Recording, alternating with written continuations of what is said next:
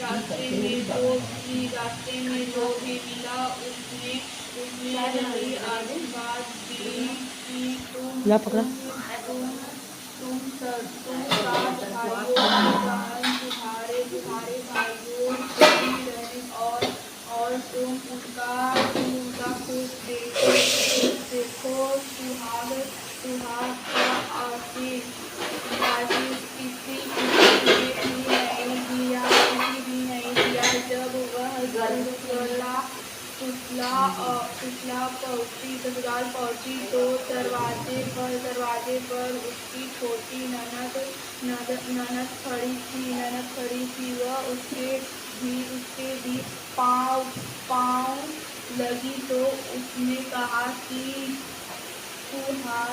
सुहागिन रहो सपूती हो तो उसने यह सुनाकर पल्ले में आवाज़ी और ननद को सोने का सिक्का दिया। तब भीतर गई तो सास ने कहा कि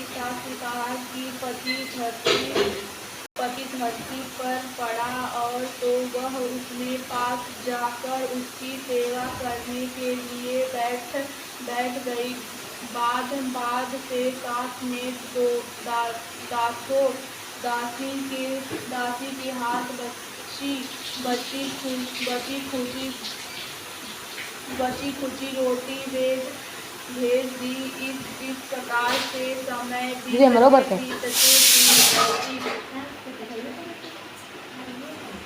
है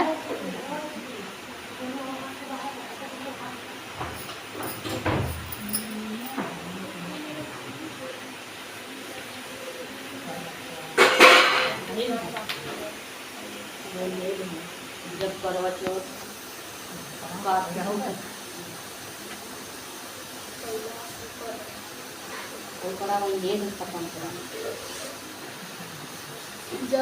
जब करवा चौथ की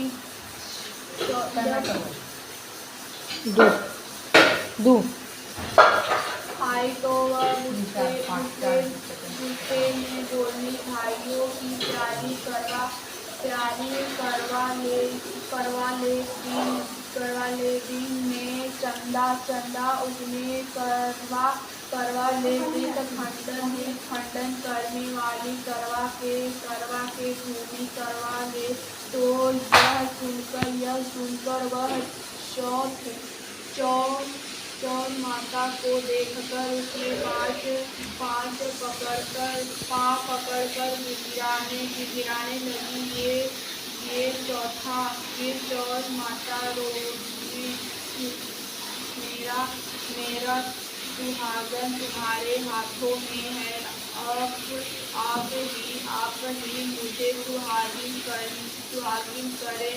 तो माता बोली, पापीन इत्यादि मेरे पाँव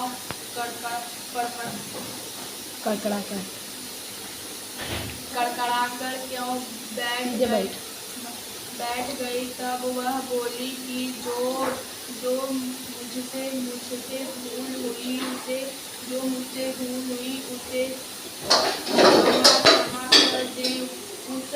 क्षमा कर दे। अब भूल नहीं करूँगी तो माता ने प्रसन्न होकर आँखों से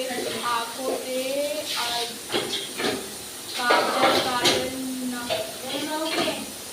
नाखूनों से मेहंदी और